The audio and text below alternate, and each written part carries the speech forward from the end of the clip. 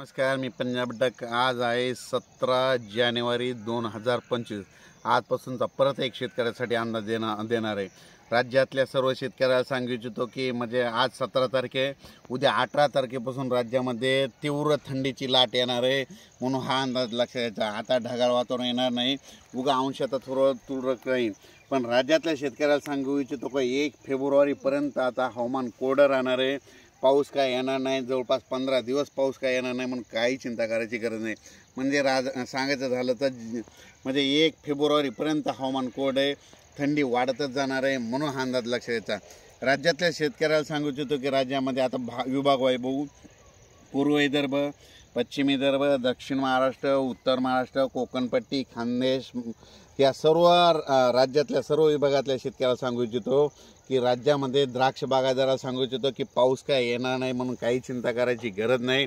त्याच्यानंतर कांदा लागवडीवाल्याला सांगू इच्छितो पाऊस काय येणार नाही, काही चिंता करायची गरज नाही। तूर कर्नाटक भागामध्ये तूर काढणं चालू आहे, कर्नाटक सीमालगत आपल्या महाराष्ट्रामध्ये तूर काढणं चालू आहे, त्या शेतकऱ्यांनी देखील तुरी काढा, पाऊस काय येणार नाही, म्हणून काही चिंता करायची गरज नाही। त्याच्यानंतर राज्यामध्ये धुळे जिल्ह्याकडे तिकडं मिरची वाळू घालतात, म्हणजे लाल मिरची वाळू घालतात, त्यांना सांगू इच्छितो पाऊस काय येणार नाही, तुम्ही वाळू घालू शकता। राज्यातल्या परत शेतकऱ्याला सांगू इच्छितो की राज्यामध्ये ज्यांच्याकडे समजा टरबूज खरबूज जे लागवड करतात त्या शेतकऱ्याला सांगू इच्छितो की राज्यामध्ये आता थंडीची लाट येणार आहे, म्हणून हा अंदाज लक्षात घ्यायचा।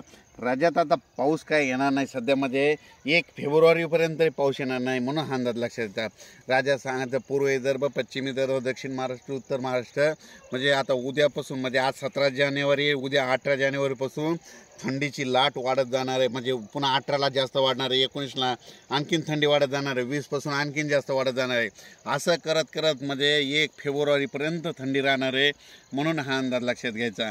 आता ज्यांचा हरभरा, हे जे हरभऱ्याचं पीक आहे, काही कोरडवाहू शेतकऱ्याचं काढणीस आलंय, काढू शकता, पाऊस काय येणार नाही, म्हणून काही चिंता करायची गरज नाही। अचानक वातावरणात बदल झाला तर लगेच मेसेज दिला जाईल। धन्यवाद।